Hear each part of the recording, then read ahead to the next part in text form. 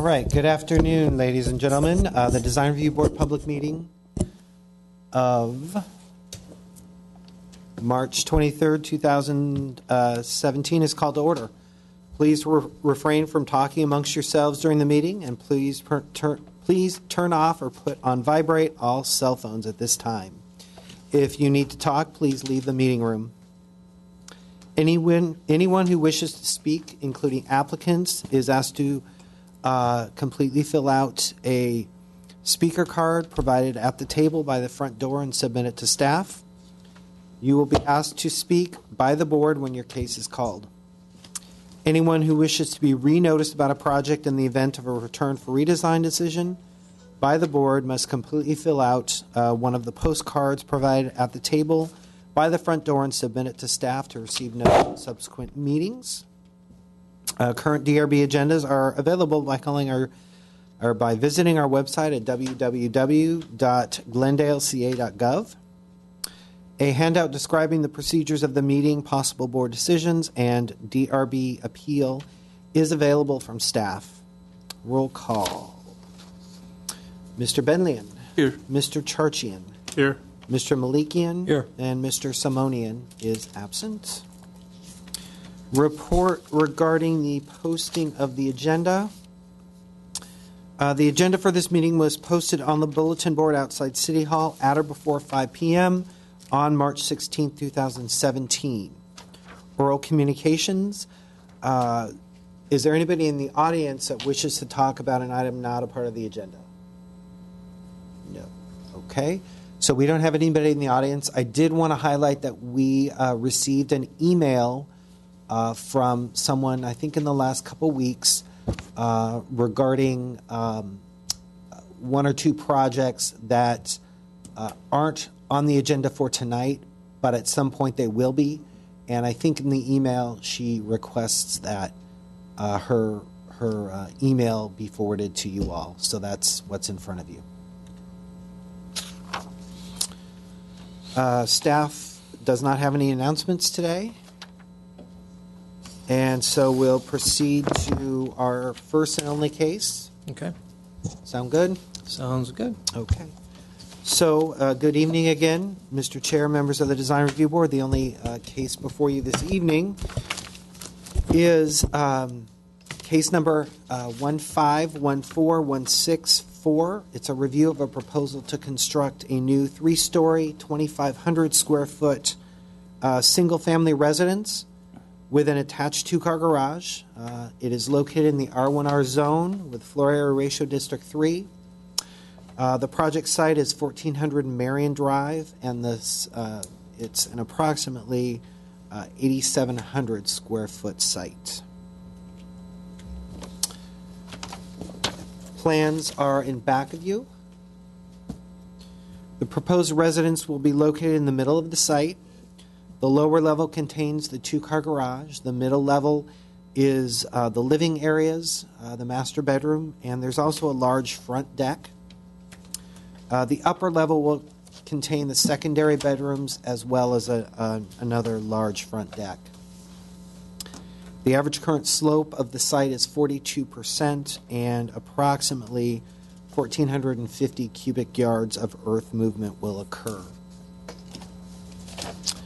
An approximately 15-foot rear yard is proposed in back of the residence. The board should consider minimizing the height of the retaining wall that creates this yard to better comply with the hillside design guidelines. Staff believes, though, that the site planning for the project is appropriate because the proposed residence really follows vertically as well as horizontally the topography of the site. The front yard maintains a sense of openness, and the garage location is consistent with a neighborhood pattern. Most of the garages in that area of Adams Hill are front-loaded. The mass and scale of the proposed residence is appropriate for the site and the surrounding area. While it will be one of the largest homes in the neighborhood, its design, which follows the topography of the site, really successfully integrates it into the neighborhood. Staff believes that the mass and scale are appropriate because of this, as well as the horizontal orientation and flat roof of the residence are consistent with the contemporary style of the residence, contemporary design. And the main entrance way to the house on the middle level isn't overscaled. Finally, as conditioned, the design and detailing of the residence is generally appropriate. A condition has been added to the approval of the project that trash locations shall be reviewed and approved by staff. Additionally, staff is suggesting that the board consider requiring a more natural color of stucco to blend the house into the hillside location, and that permeable paving be considered within the driveway to soften the appearance of this feature of the development. Staff believes that the design and detailing of the residence are appropriate given that the overall design is consistent throughout. It's a fairly contemporary building, and the materials and the design of it reinforce that. The main entranceway is integrated into the design of the residence, and there are architectural elements used to screen the balconies from adjacent residences. And what I mean by that, there are features on it says right side. I'm sorry, it's probably the north elevation on the middle level, and I believe on the upper level as well. Look sort of like fences, but are kind of design elements that provide some privacy to the adjacent properties with regard to the proposed front decks that are both on the middle and upper levels of the residence. Staff did receive one letter expressing some concern regarding the project, and that letter is in front of you. Just in summary, staff recommends approval of the project with 3 conditions and 2 considerations recommended in the staff report. All right. Thank you, Roger. Do you have any questions for staff? Yes, I have a question, Mr. Chairman. Yes. I didn't see any cut and fill calculations, and I didn't see a mention of exactly how much earth was going to be removed, other than the notation that's under 1,500 square feet, cubic feet. You mentioned that 1,400 something. And you said 1,400. So, is there a calculation to back that up somewhere? Yes, let me find that. Thank you. You can present that when they're ready. You get a chance to present your case. Okay, thank you. That's it? Yep. Okay. Well, we'll go ahead and open the case. Maggie, would you like to come up and state your name and address, and go ahead and you have 5 minutes to present. Okay. Hello, my name is Maggie. My property address? Your business address. 8012 Laurel Grove Avenue. And your last name. Maggie Antiquian. Hello. Sorry. I am the applicant and designer of the project. We are proposing approximately 2,700 square foot single-family dwelling, 2 stories with an attached basement garage.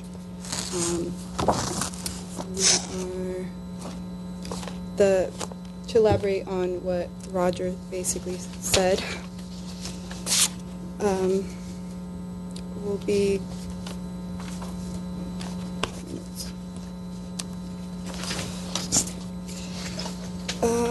the house is designed not to obstruct any views. We're centering the house on the property. We won't be affecting any of the there's 2 existing oak trees. We won't be affecting any of the oak trees. The mass and scale of the project was considered for the site, and it's not.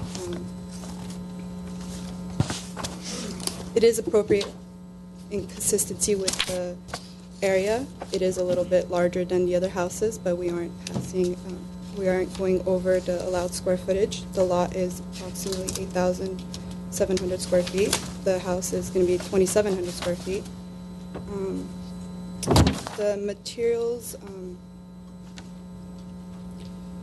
materials, we chose for the property, for the project, are grounded and natural materials like reclaimed wood. The stucco color, I understand there's a concern about that, can be changed to be more of an earthy tone or more beige, probably. We did work with Roger to change some of the materials. We changed the railings, and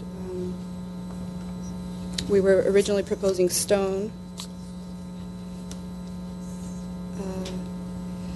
The floor plan and the shape of the building is designed to follow the shape of the lot and be integrated into the topography more, where the retaining wall in the rear is not going to be past 12 feet in height, which is California code. I mean, we haven't had it engineered yet, but it won't pass 12 feet. We're going to maintain a 15-foot rear yard. It's going to be from the second floor because we're limited to how much retaining wall we can propose. And the height of the building is going to be at 30 feet max. It doesn't obstruct any views because it doesn't even pass the top of our slope. And that's our project. Do we have any questions? Yeah, I do. Can I get the calculations, please? Yes. I was looking at it. 1452. Yeah, I was Almost, looking at it. actually, almost 1453. Thanks. So I have some questions. Yes. Go for it. Please. All right. So I'm familiar with the program you used. You use Revit, correct? No, actually, AutoCAD. Oh, you use AutoCAD. Yeah, it was all drawn in Okay. AutoCAD. There's a lot of extra lines in this drawing, so I just want to understand some of these Simplify it? things. Simplify it.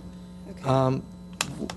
One of the things that I'm trying to understand is, what is this wall for, where both grades are the same, and in your renderings, you're not showing this to be lower than either side?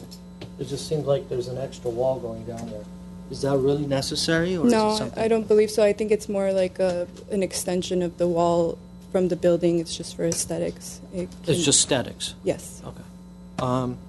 And then you have other elements here where, I'll show the pointer, like stuff like this. I'm not sure I understand what this is about, because it's going beyond the setback line. Mm-hmm. So is this something that, That was a shading, a little shading design we had done out of wood. I believe we took it out of that was in the earlier versions we reviewed, so Yeah. that's probably a leftover. Yeah, That's that's a left over leftover. in the site plan, but Okay. I believe we took it out.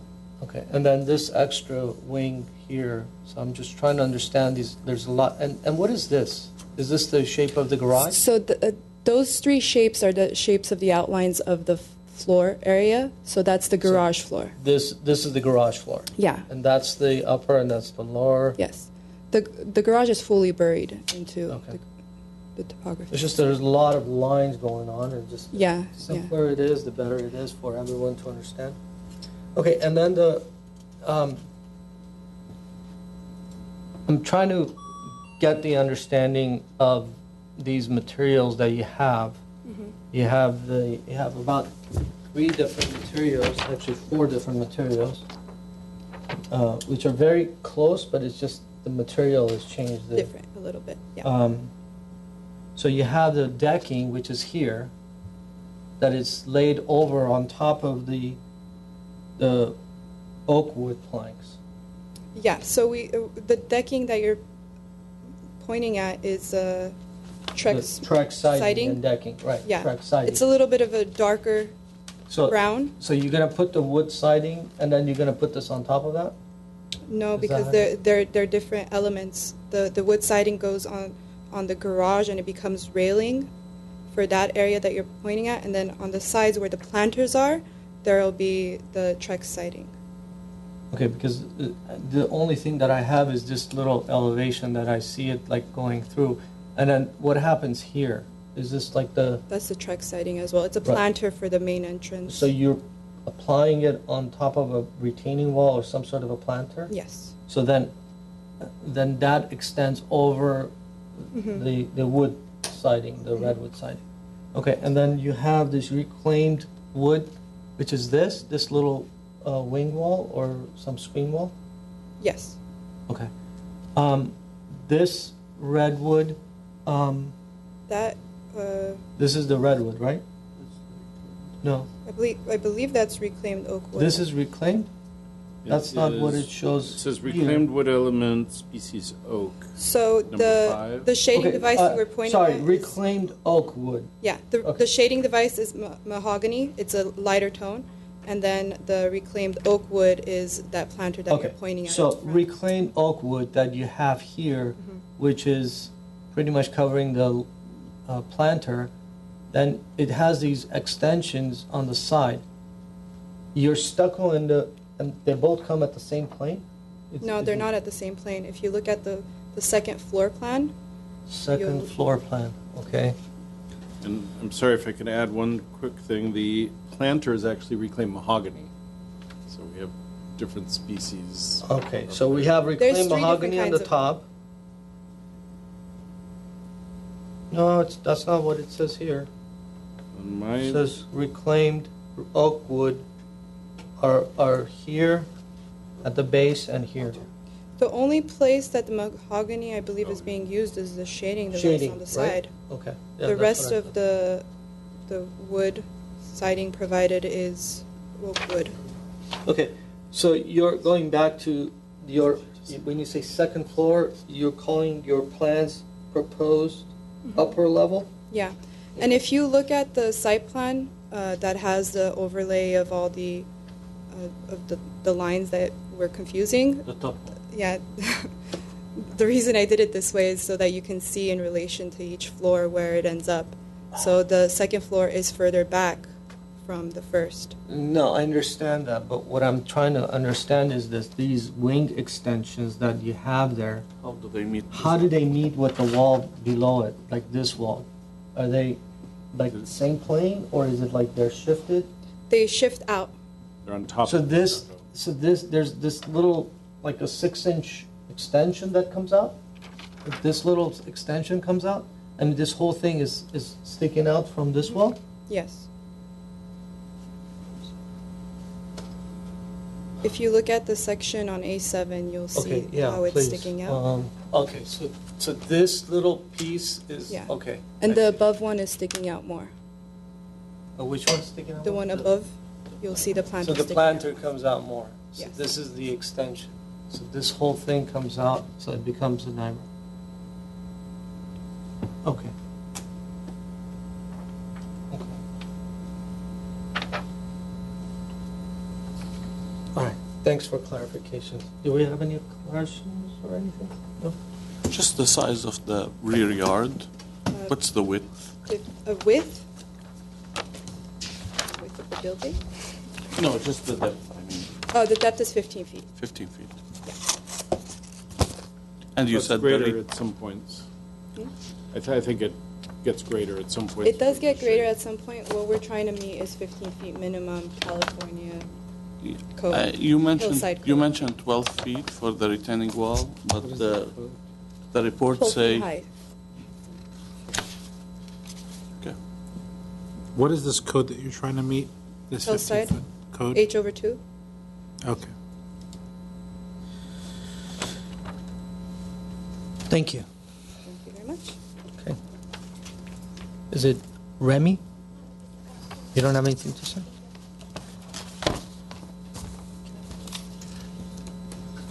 Sure. Yeah, thanks.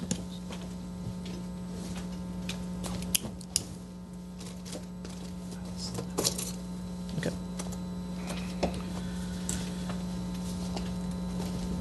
Is it Joshua Erkman? You're up. You have 3 minutes? Thank you. I live directly behind the proposed area. And I think some of my questions actually were already answered. My biggest concern was any obstruction of the view that I currently have at my house. So it sounds like that's been addressed.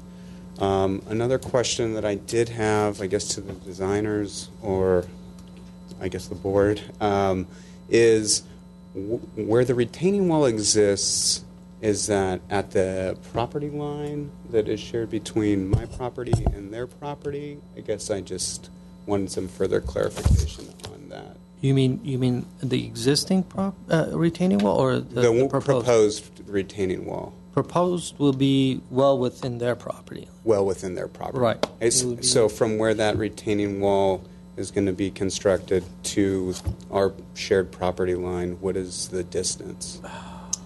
It looks like it's going to be at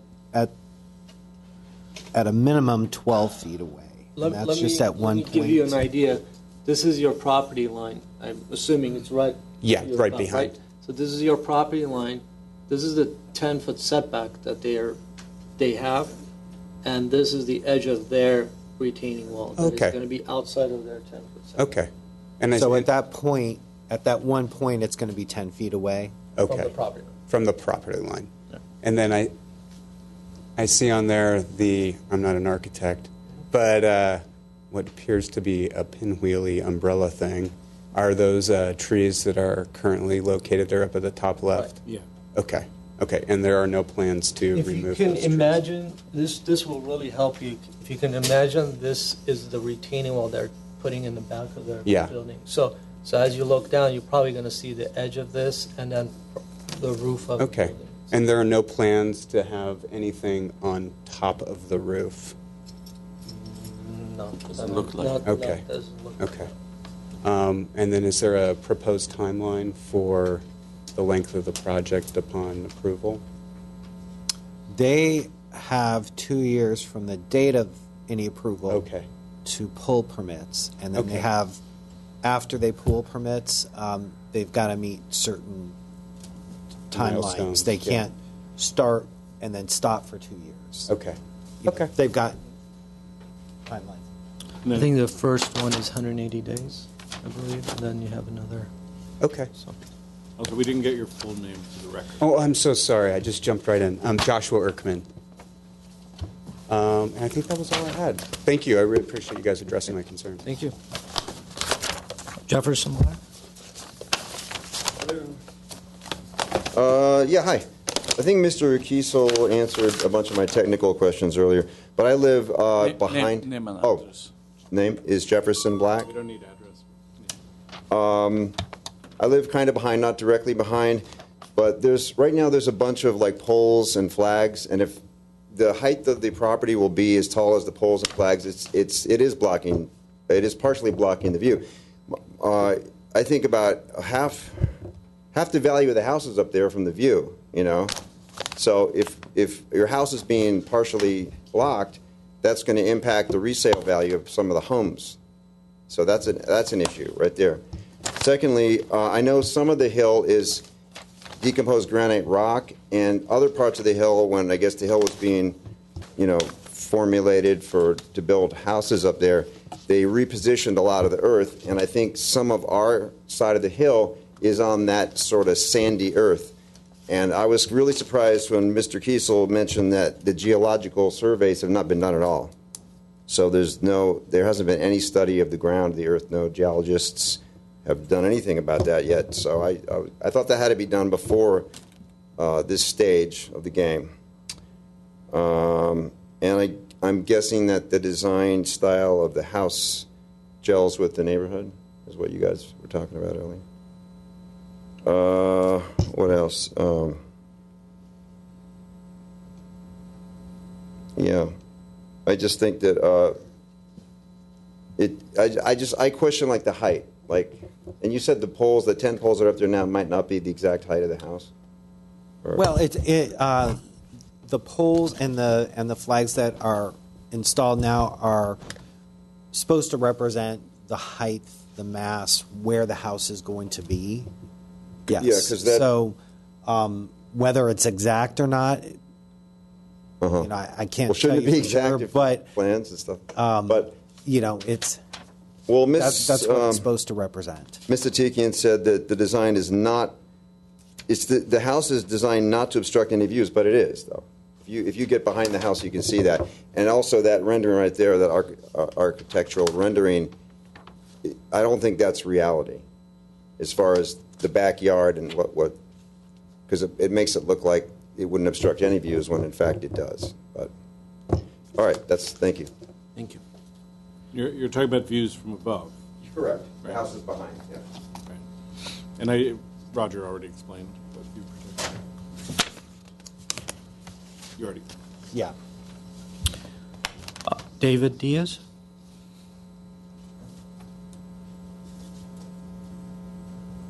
Good afternoon. My name is David Diaz. I live in the neighborhood on top of Scenic Drive. I think the house is a very excellent addition to our neighborhood. In terms of the design, what I really like is the openness of it. And I like the fact that they're taking advantage of patio space and open space for the area in a very tasteful way. The other thing that I'm glad, we're starting to see a lot of our vacant lots being developed. I hope that this is the type of standard that we'll be able to see, and the Design Commission can see this as an exemplary architectural approach to the hillside. Another thing that I appreciate that this particular spot, because it is at a corner, last year somebody decided to dump a refrigerator there, and it sat there for almost 4 months, and some other waste. And I thought it was very lowbrow, especially for the Adams neighborhood. Just kind of, I commented to some of the neighbors walking there. I don't want to argue with my neighbors about the view, but I also live on top of a hill, and I have neighbors below me. But what happens is, as you can see the slope, their view, they're going to see possibly the top of the hill, but it depends if it's their backyard or their setback. They're not going to see a lot of this particular house the way it is because it's cantilevered. I think there would be an issue, let's say, on the third pot on top if it was a two-story. If they went up and wanted to have a 30-foot building, 2 floors there, then obviously that would be very different. But I think this is a very tasteful design. I think it's a good addition. I would hope that future design renderings and architects approach this. And I like the idea, living here in Southern California, is taking advantage of our views, open spaces with outdoor living and patios. So I'm very encouraged, and I'll look forward to see the renderings for the actual development permit. Thank you very much. Is it Paul Belsmeyer? Berolzheim. My name's Paul Berolzheimer. I live at 1411 Marion Drive, so almost directly across the street from this project. And I also had a lot of concerns when I saw the story poles go up, just about this sort of general mass and height of it. As I look at these renderings, if the renderings are more accurate than the story poles, I'm actually quite pleased. I like the way, as I look at the elevation on the upper right, it seems to follow the existing slope and is not that much above it. So if that's accurate, then I think the project is actually pretty nice. I mean, I've lived for 24 years across the street from that empty land, and my preference would be to see it remain empty land, but I know that that's also not practical.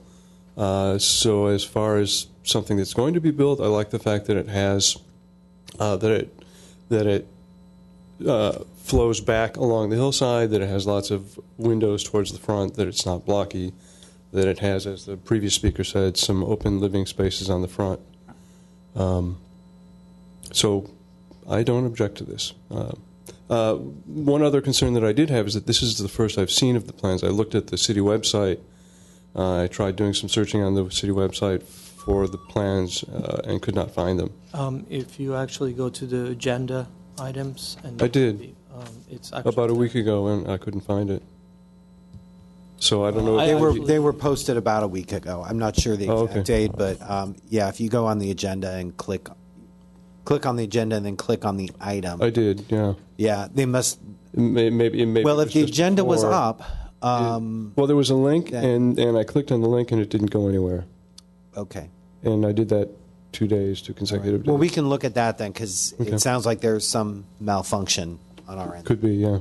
And that's a really good point, because a lot of times people would, they don't have the knowledge or the plans in front of them to be able to kind of That's exactly. overlay the actual proposal based on the story poles. And the Right. story poles usually represents the height. And the story maximum poles, it's height. hard to look at the story poles as they're done and see that the different levels are set back. It looks like it's one big blocky thing. So maybe they weren't erected very well.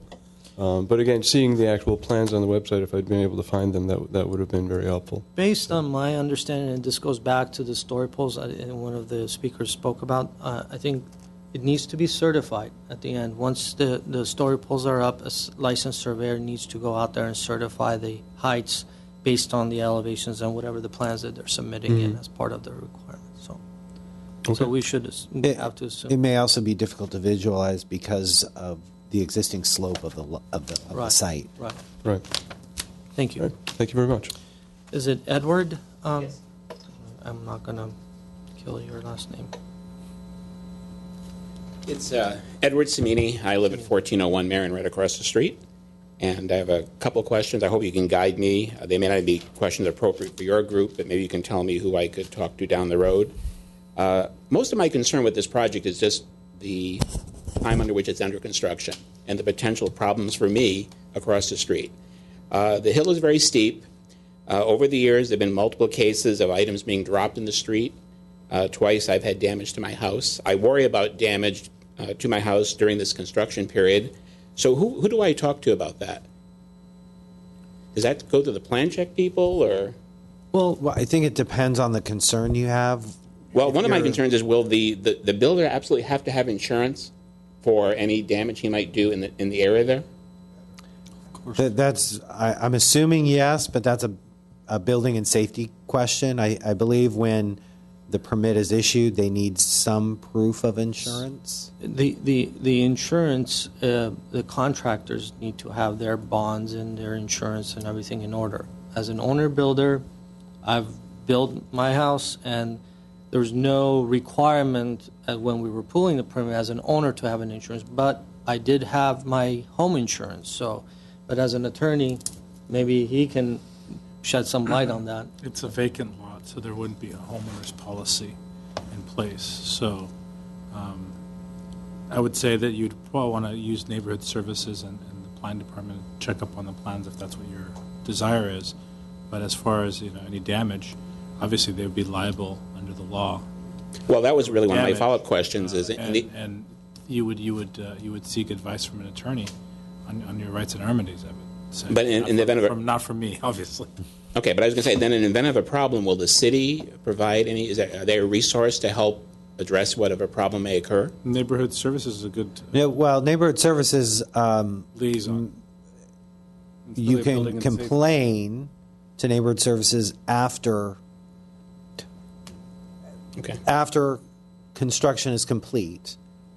During construction, it's the building and safety inspectors. Okay. But in terms of the city isn't really a resource in terms of attorneys or you needing an attorney. With regard to the design and construction, will anybody be evaluating any potential change in water runoff? Is there any potential problem with water running differently given the way the hill's going to be reconfigured? That's going to be looked at during the plan check phase of the project. If the project is approved, they will need to submit plans to our Permanent Services Center for plan check, and then eventually be given a permit to build. During the plan check phase, that's when drainage and structural issues are evaluated. And that's also when the soils report or the geotechnical report would be provided for building and safety engineers to review. Do I have another minute? Or Absolutely. Okay. Then this plan check phase, at some point, is there going to be another hearing to discuss the final sign off from plan check, or this is it? If the proposed project, the house is approved tonight, this is it for public hearings. Okay. During the plan check phase, or I should say during construction of the project, there are a number of inspections that both planning and building and safety personnel do throughout the construction. But there isn't another opportunity for you unless it doesn't get approved tonight. Okay, I missed the first 10 minutes, so you may have already addressed this, but is the builder owner, whoever it is, planning to remove the telephone pole that's at that intersection? It's That I not don't proposed here. It doesn't seem that way. Maybe in your rebuttal, you can address that. Okay, my last question. I understand that the home is being built on 2 lots. Is that correct? Correct. At a later date, would the owner be able to construct another dwelling on those 2 lots?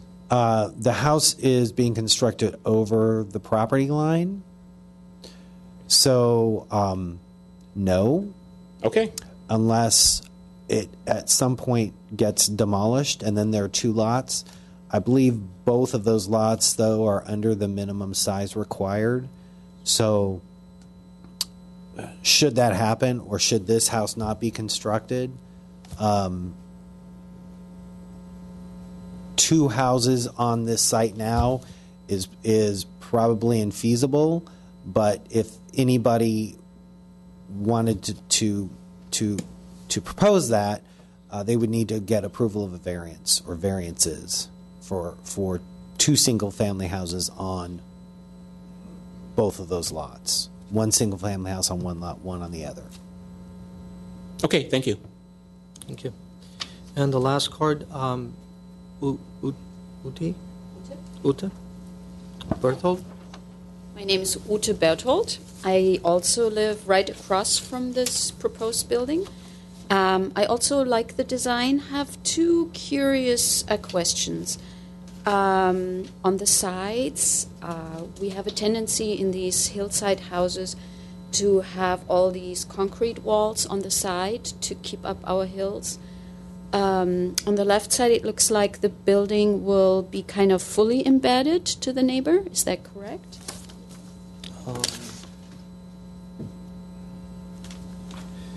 Well, if you're standing across the street looking at the property, when you say left side, is it this Yeah. side, correct? Mm-hmm. Right. Well, this is the side profile that you're going to see.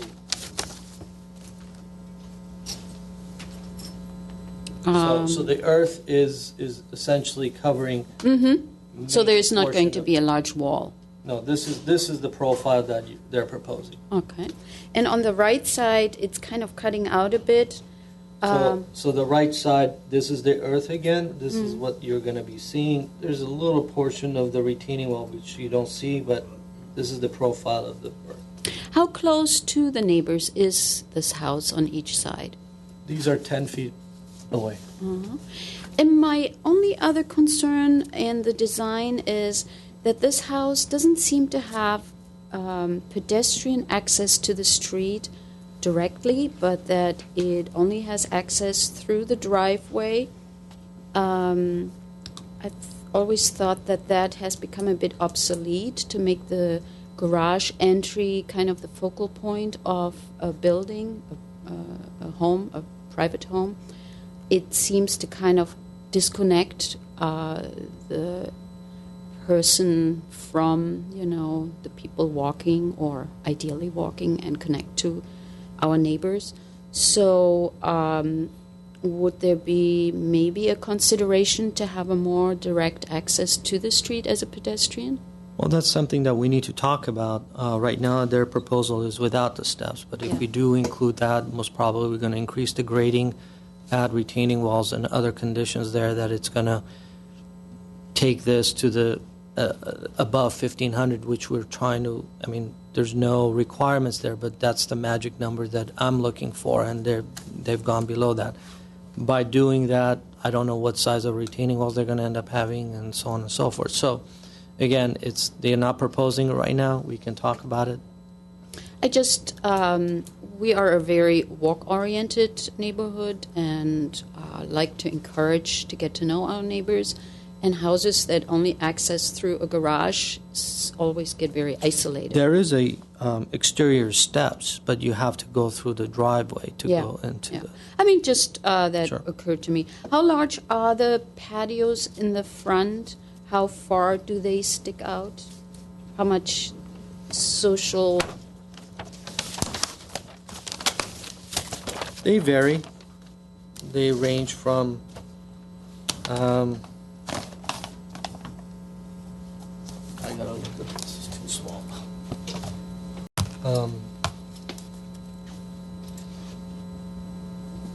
The width here. They're about about 30 feet back from the street. Again, I can see this. These dimensions are really tiny, so It looks about like 10 feet at the 10 widest. feet widest, and it just kind of carries along the top. So 10 feet in depth. Right. Right. So people would use those. It's not just kind of where you put a planter in and forget about it, right? I think that is the The reason for it. intention, right. Okay. Yeah, they're a usable size. Yeah, that's what I was trying to figure out. Thank Okay. you. Do they have a backyard then in any way?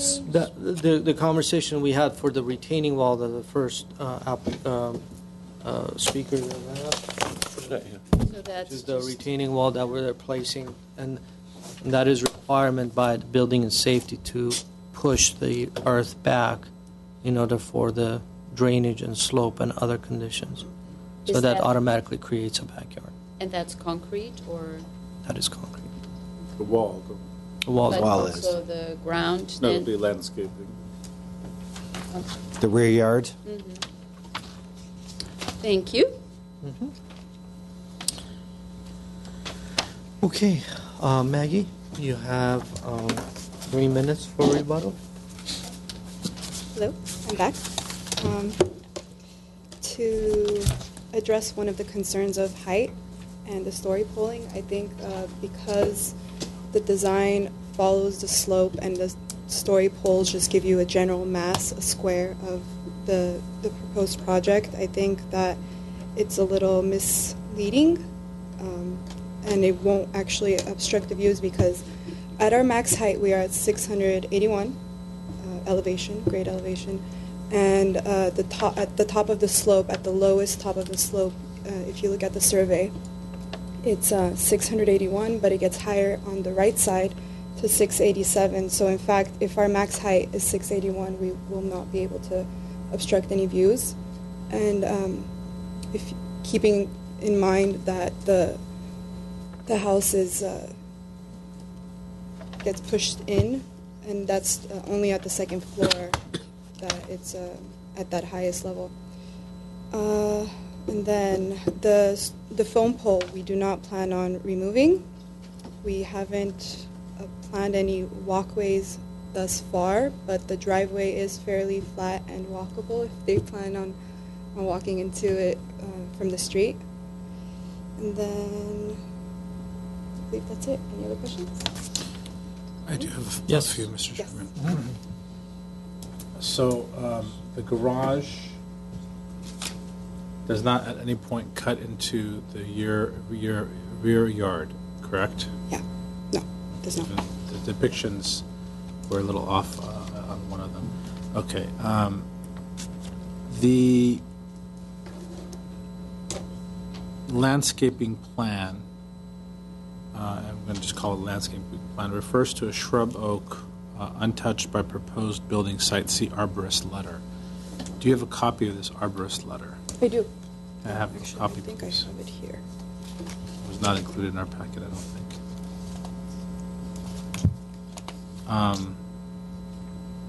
And then you made the comment that the retaining wall for the rear yard was not engineered yet. Is that correct? It's not engineered yet, no. Okay. So when you did the cut calculations, or actually Mr.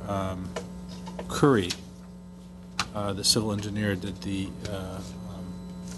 cut and fill calculations, was this based, and I apologize, I'm not an architect, so this is very foreign to me, but I need to understand if the rear yard retaining wall and those design elements were a part of that cut and fill report. Yes, the cut and fill report was done last, so it reflects all the retaining wall, which was added later on. That reflects the latest plans of cut and fill done to the property. And the reason I was concerned is that, like you said, it was added last. It appears that there's been a couple of renditions of this Yes. that didn't have the rear wall. Okay, so do you have that letter? Yeah. This is where we're at with the arborist letter. You need to speak in the mic, so. Thank you. Okay. That is the arborist letter that we have. And for the soils report, we do have a proposal. We just don't have the final soils report done yet. I've provided in the package the proposal already. Actually, yeah, that's it.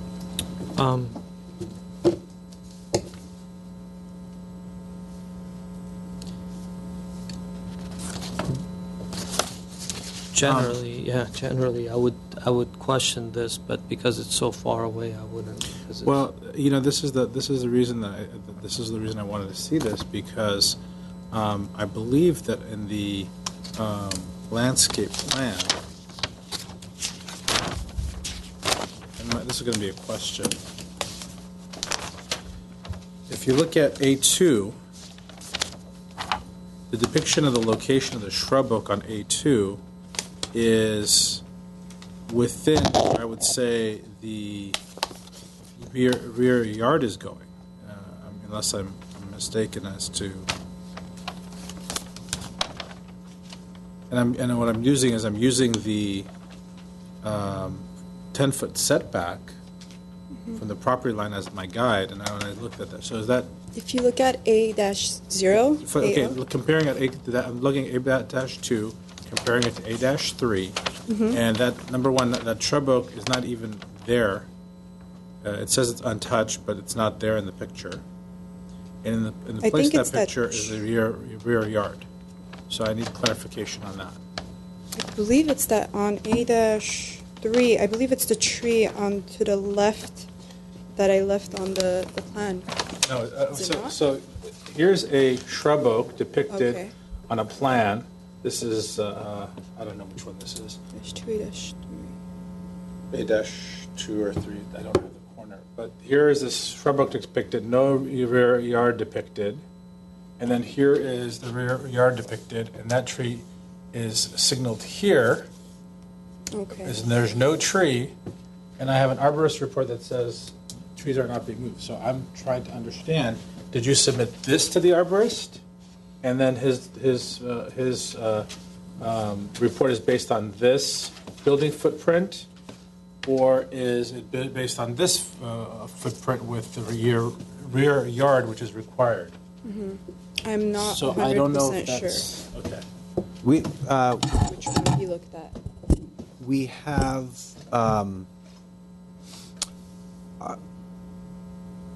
our oak tree specialist, not the current one, but the one before Jeremy Kahn, did have some notes on the project, and she didn't have any issues with the protected oaks on the property. Now, if there's some change or some concern, we can certainly go to the current oak tree person and have him look at the plans again. So in other words, so I'm just trying to understand what this letter.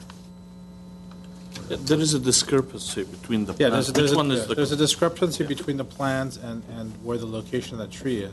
Tree might be. Discrepancies on 3 drawings. Yes. Covering, so. Right, and then there's a discrepancy in reading the letter from Mr. Arsen Margosian from Bardez Services, which I will disclose as an arborist that I've used for my own property. There's a discrepancy in my understanding of whether or not that oak tree, it's actually a shrub, oak shrub, which is protected, if that's staying or going. I mean, if it's going, there's maybe we talk about mitigation measures. If it's not going, we don't have to talk about mitigation measures. But if you're going to build that rear yard, I'd have to guess that it's going, and we just need clarification on it. And that's what I'm trying to get at. To understand. I think at the end we need to talk about this because I think even this is dated 2014. So it's a 3-year-old report. So I don't assume that you started 3 years ago on this one. No, I think the report isn't updated. I think it's from the time when the rear yard wasn't there. Yeah. Right. So Yeah. I think I want to say that based on the, I mean, we're going to talk about it, that I didn't think it was, it's a shrub, so it's not an actual full-blown tree. For me, it's not as critical. So I think It's still a protected It is a species. protected tree. So If I we think were- we definitely need to mitigate this. Because we are proposing the backyard now, if we were to remove that oak tree, would there be a problem by the design review board, or? Well, Because it's a hillside we- design guidelines, it's within our purview. To look at it. To look at it. Okay. And I just need to understand, as the commissioner, what I'm looking at. And right now, I'm looking at, as Mr. Platt indicated, 3 inconsistent items as to this tree. So that's what I wanted to understand. I do have one, I think, last question, excuse me, why I'm having difficulty speaking today. You do have a notation on the telephone pole, so I'll leave that alone. But the planters, what is the thinking behind this stacking or like reverse pyramid effect that you have in your planters on the front of the property versus the straight lines that are everywhere else? What's the thinking behind that? We're just trying to get a little bit of green into that area of outside decking. No, I'm specifically talking about how this planter material kind of comes at an angle this way, and it kind of steps up. Yeah. And then this steps up, and all the other lines are pretty much Yeah. straight lines. So I'm just trying to understand that. Playing with the Trex material, trying to give it a little, it's purely aesthetic. Okay. It's just a design element we're trying to play with at the front. Okay. Thank you very much. I have no more further questions, Mr. Chairman. Do you have any questions? Thank you. Thank you. We don't have any more cards or questions, so I'm going to close the public hearing. So, Mr. Bentley, would you like to start? So, in terms of the overall design, I think it's well designed. Mass and scale meets, I believe it meets what I'm looking for. It's not massive. It's broken up into different volumes. In terms of site planning, I think it follows the topography, which meets the hillside design guidelines. And in terms of materials and detailing, I think it's pretty consistent. And I think the only issue I have, I think Mr. Malikian brought it up, is you're using too many materials that look almost the same. I don't know if that's necessary. The other item is the tree. I think we need, if we decide to move forward with the project, we need to put a condition on how to deal with the tree if it's removed. How you're going to deal with it? Is it going to be replaced? Is it going to be... And other than that, these are my comments. Thank you. George? Okay. So, we have this magic number of 1,500 for the cut removal. And we're on these numbers very close. And I'm concerned that we might not have the full picture as to what is actually being proposed here, with the rear yard being a later add-on. Some folks talked about a view concerns, and I'm just going to reiterate, I think, something that was mentioned maybe before some folks showed up. We don't have a view ordinance in Glendale. Certain cities do. We don't have protections for view, only for privacy from public roofs, which doesn't apply in this project. So I don't think we go there. The letter from the arborist, and I appreciate you pointing out that's from 2014. That explains a lot of my concerns. It does not match A2 and A3, and Mr. Platt indicated there's probably another area where there's a consistency. We need to know what's happening with that oak so that we can recommend appropriate follow-up measures. The integration of the planter material and the siding material in the garage, I think needs to be more clearly defined. And then from a design element, I mean, this is kind of a unique feature. You have this telephone pole that's in the middle. It indicates that it's going to get relocated. But I think that that's going to be a practical challenge as to where it's going to get relocated to. It affects design a little bit, but I think that that's just a comment. As far as overall design, I think overall design is interesting. I think the mass, because it is so linear, is a little larger than houses in the area. So I have some reservations there because it's just so long. But there are some very massive looking homes right above. So there's a balancing there. And I look for some feedback on how we can handle the fact that the rear yard retaining wall has not been engineered yet and how that affects cut and fill, and then how we want to handle the tree issue.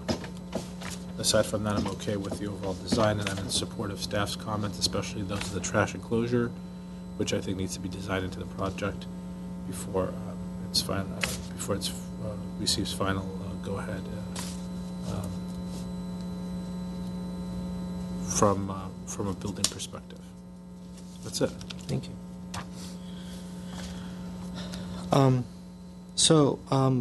I like the design. I think it's done really well. It's following the hillside guidelines. It's stepping back. It's following the contour of the hills as it bends. It uses a lot of the open features of the contemporary minimal design look that represents the architecture that you've chosen. One of the key features of being able to have a successful design is not to overthink and not to over-design, but yet the minimal and simple detailing of the project brings it up to the next level. I think by adding these extra materials all over the place doesn't really help you. I think it just makes this project a little bit more confusing.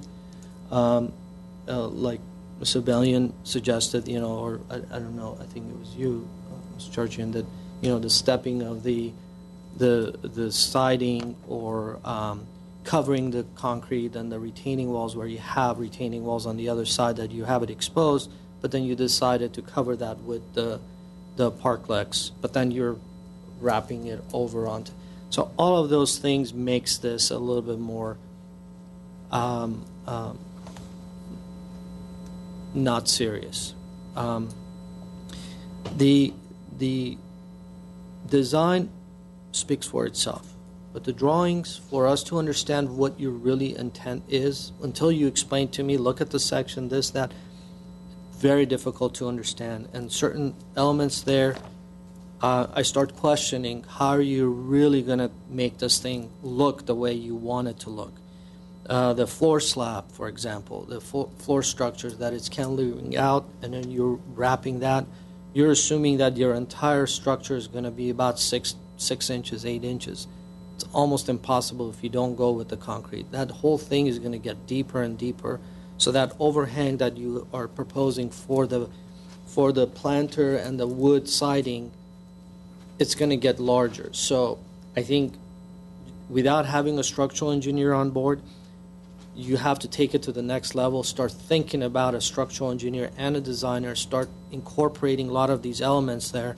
And I'll start pointing it out so that I'm a little bit more clear what I'm explaining. So for example, this little, you're putting the same slab thickness on the ground level, and you're carrying that out, and then you're bringing this extending out, and you make this a very predominant design feature for your elevation. So to me, this is not real. It's not going to happen that way. It's impossible for it to stay the same thickness as you have, the same material as the slab here, floor structure, and then you come out the same thing. Then what happens underneath?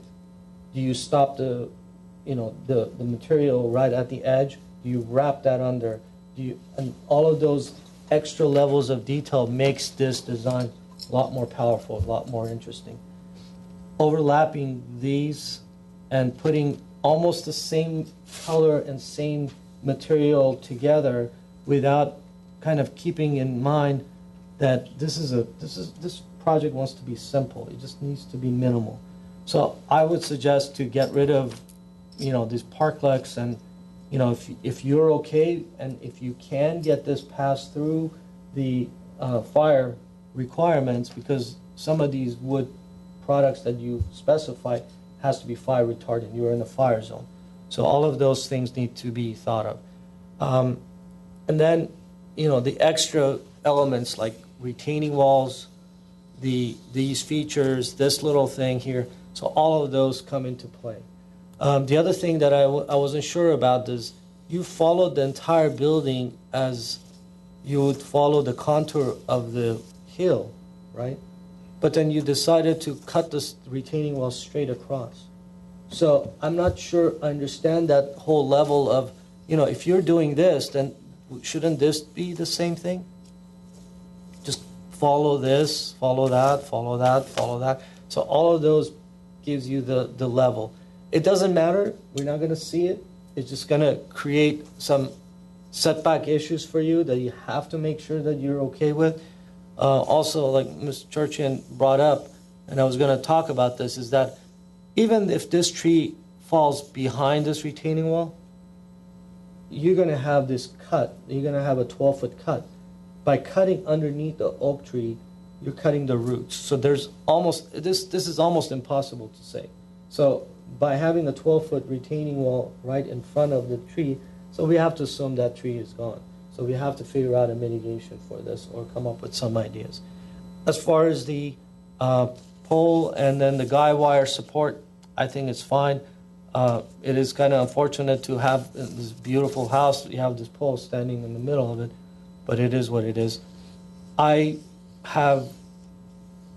more cognizant about the extra grading, as one of the public speakers brought up about the steps. But again, if board members like to have that as a consideration, I don't mind that. Personally, I don't. It's not a big deal for me. The other question that I have is the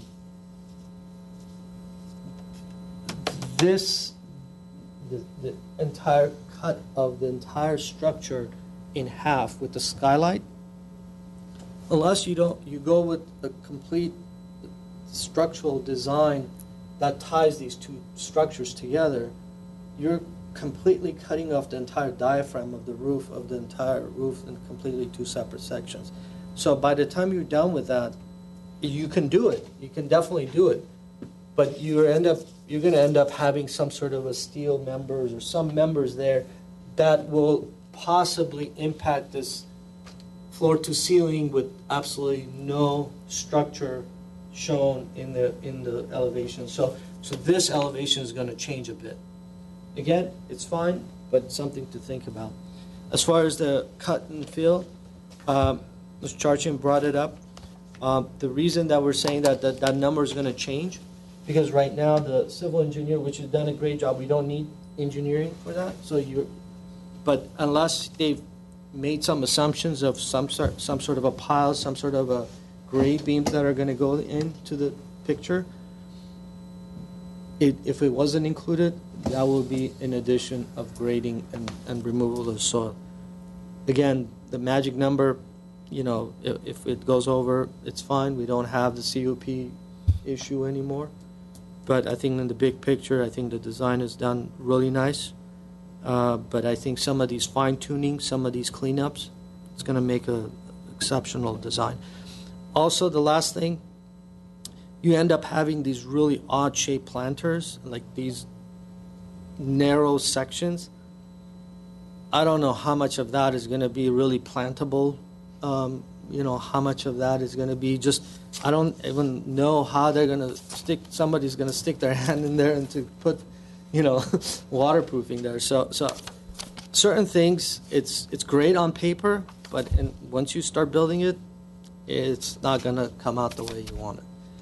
So, and the last thing I wanted to talk about is the grading, and I think somebody brought up the drawings. After it's done, it's going to go through the entire civil public works engineering. They're going to look at the plans, and there's going to be bonding posted to that, and some insurance for the grading and excavation. So depending on what the engineer comes up with, they have to put some bond up as part of a collateral, or however you want, some insurance. So I think that will help the most dangerous part of the development on the hillside, which is the excavation and the shoring and the removal of the dirt. With that saves a lot of headaches if something goes wrong. So, said that, if you want to continue on. No, I mean, the question is, do we think that we can condition this, or do we need to have this come back? Is my For? To look at what the design looks like after these things are addressed, and to find out what's happening with the arborist, because personally, I think some of these fine tunings. I mean, she has been able to bring this to this level without our input. I mean, with staff's input, I think it's done really well. I mean, if certain things, my suggestion would be is, try to stay away from, these elements here. Just keep it as simple. Try not to deal with these types of things. If this thing needs to get deeper and thicker, just go ahead and create that. Is that the floor plate there? Yeah, because this thing is not going to happen. It's impossible. It's not a 6-inch, unless I mean we should have asked them, unless they want to do it out of steel, on steel and concrete. So well, so it would be thicker. It would be at least 12 inches thick, which will obviously, if they want to carry the same line across, what I would probably do is, instead of putting these railings, either extend this out, make this a whole rectangular thing, or if they want it open, I honestly, if you really want the succulents, fine. I wouldn't mind. I wouldn't mind just having the railings just go across and just have a simple open railing. I mean, those are some options there, but they can come up with detail. You guys can work it out, in my opinion. In terms of the trees, we could write a condition that we won't move this forward until we have the city arborist buy into whatever needs to be done, whether it's, well, first we'll have the drawings, we'll have the site surveyed, corrected, have the drawings corrected so they're consistent. Jeremy Kahn will look at the project, look at the trees, and make his recommendation, whether it's mitigation, whether he thinks we can save them, and move forward based on his recommendation. Well, they already have an arborist, right? So why don't they update their site plans, have their arborist look at it, update their report, and then you can hand that over to Jeremy. Yeah, okay. Let them. So at least somebody has looked at it and saves time, because they already have them on board. I think we should be proactive. Assume that tree is going to be gone. Yeah, that tree's gone. So if we want to mitigate that, so maybe we can plant a tree, actual tree rather than a shrub. I would like that, if that is the case. Yeah, and I don't know if we can dictate the mitigation measures. I think that has to come from Probably urban let forestry. Jeremy make that recommendation. Yeah. Sometimes. I mean, just the consideration. I mean, if we should make sure that he understand that I am okay with removing the shrub and planting a tree in lieu of that. I mean, we could But write then the you condition. really get into the condition. Write the we condition so can- there's not a net loss of trees. Exactly. suggests we That either is- save them or we add them. Right, and we would leave it up to the arborist and the two arborists, I guess. And if there is a landscape architect, let them decide on that. I can live with that. I can live with that if there's appropriate mitigation measures.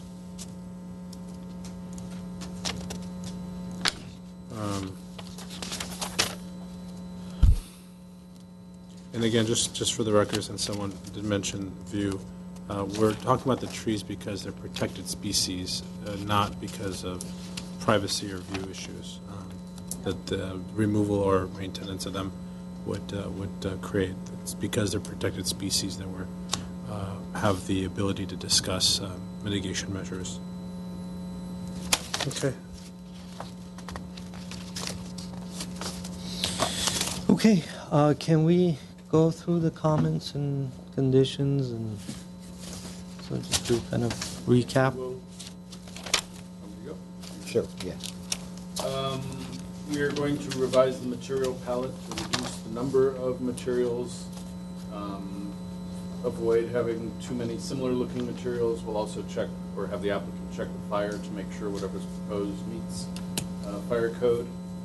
We're going to have a condition regarding the trees that we've been talking about. The applicant's arborist will verify existing conditions and revise the drawings to correct them as needed. And then the city arborist will review the new document and make his recommendation. And the goal of the commission, or the board, ultimately is to not lose any tree coverage. If one needs to remove, we'll replace it with something else.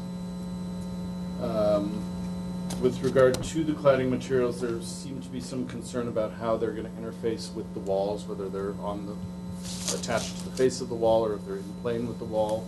My guess is the board would like to see. Yes. Okay. Okay, That was me. that was you. So it's on. So okay.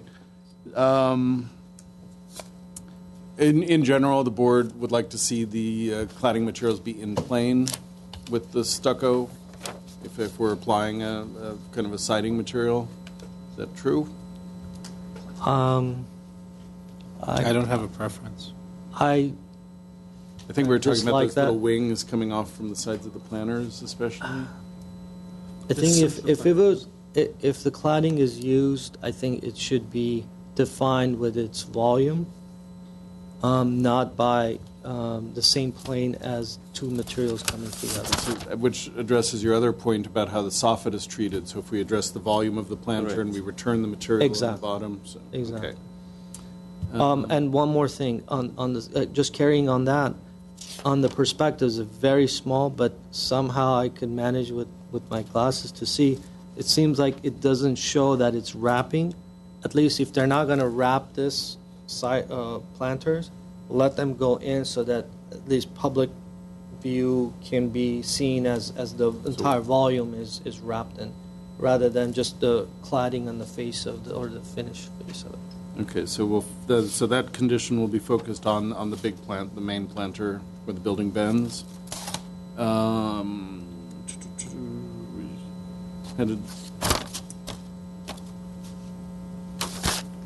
We want the applicant will revisit the grading calculations with regard to the rear yard and the retaining wall to make sure that the numbers are accurate and we understand what's happening there. We will avoid the stepped planters, the diagonal kind of planters, and keep everything kind of horizontal and more or less rectilinear. We will work with the applicant to verify whether the building can be engineered in a way to have the floor slabs at the thickness that they're being proposed. If not, we're going to make sure that the design is as close to what was proposed as possible, accommodating some mild deviations if needed for the floor thicknesses. We will. I didn't hear if there was consensus on this. At the beginning, we had mentioned the kind of extraneous kind of wall coming down on the right side of the driveway. Did we want to remove that? I would like that to be removed. It's unnecessary. Okay. It doesn't So seem we'll like remove the retaining wall and then also the angled wing wall on the left side? it's doing. Okay. Yeah. That angle wing wall, just screens that backside, so So we'll leave the. I don't mind that, as long as anything that is outside of the setback, I think it's a problem for me. Within the setback. Or within the setback, right, sorry. Yeah, I was going to say that we need to have the plans updated to reflect things not intruding into the setback, like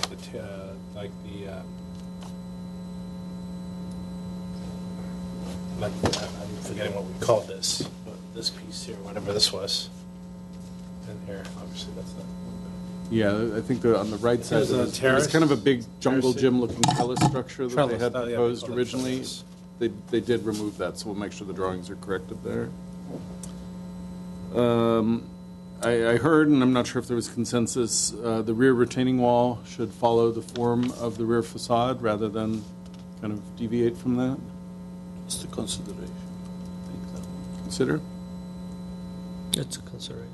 Yeah, I mean, having an angle on that kind of a span actually would be a good idea because it would cut the visual, but It'll I'm not actually sure. help them, it's the rear yard. help them reduce the height, too. Yeah. So leave it consideration? Okay. We also heard mention of consider, but not a condition, to provide pedestrian access from the street to the steps. That was not, Nope. No one mentioned that? Thought I the speaker heard- mentioned it. Speak. Yeah, but I thought I heard a reiteration of. I brought it up. I misheard. It's not a non-issue for me. Similar to the floor plates, we'll also ensure that the applicant understands that the skylight at the center may interrupt the roof diaphragm, may lead to some unanticipated structure, and we'll make sure that that's not going to have any impact on the design that you're seeing tonight. And again, I wasn't sure if there was consensus with the planters kind of coming to kind of some extreme angles, whether that was doable or not. You know, I always think of the planters on the top of the Maryland parking structure, which are 6 inches wide and then have 1 inch of foaming material on each side, and you can grow anything in there. So I think that was a good point. I want to join you in that comment. I think the planters need to get revisited as far as depth. I'm sorry, not depth, width, because I think that you're going to have issues with the planters having the kind of shallow width that they have, and that's going to obviously affect design depending on how back they go, so that they're actually usable. So we might blunt some of the edges so that they're not coming to these Or it could triangular be points. deeper. Okay. You know, if they're really there to create They're- green space. Yeah, they're not shown in their landscape plan. So if they end up deciding to remove the planter, at least the facade should at least carry the same, but then they can remove the back portion of that wall. So it can be a solid railing versus, I just think that it's just you're gonna have some It's gonna dead look nicer, plants there. actually. And the planner was a staff. I think it's a staff. It was a staff suggestion because when we had a railing, if I remember correctly, I think we may have seen a railing that was more looking like cruise ship kind of long, expansive railing that we sometimes avoid. I like also the the hinge breakup. point. I like the breakup, but I don't know if the planting behind it is going to survive the size and the shape and the amount of. So we could have a solid wall there. It could be a screening wall. It's just going to be a screening wall. Yeah, it could be a screening wall and forego the planting aspect, because it's quite, I mean, as you indicate, it's quite difficult to waterproof that and then have enough space to actually have plants grow in it. Okay, so we'll look to revise the design of these planter areas with the goal of making sure they're plantable, regardless. Or removing the planter aspect but keeping a screening wall. Right. Because the staff suggestion to break up the volume is a good one. Okay, so we've got that, and that's everything I've got. And then the conditions that were in the staff report for the trash enclosure, the 1, 2, 3. Right. We had 3 conditions. Design of the decorated driveway shall be reviewed and approved by staff. The second one, trash location shall be reviewed and approved by staff and outside of public view. And then the third, stucco color shall be revised to better blend with the hillside environment. We also had 2 considerations. The first one was consider permeable paving to soften the appearance of the driveway. And then the second, consider reducing the height of the rear retaining wall, thus eliminating this, or reducing the size of the rear yard. I mean, there's a certain requirement, isn't there, for how much rear Right. Such difficulty today saying rear yard for some reason. It's H over 2. She mentioned Right. H over 2. H is the height Height of and the the- to the toe the of the slope, hill. yeah. So usually, if it's over 30 feet, you're set with 15 feet. 50 feet is Yeah. minimum. So So there's not too much they can Okay. do. there's not much. they Except for can that middle section, which was a consideration.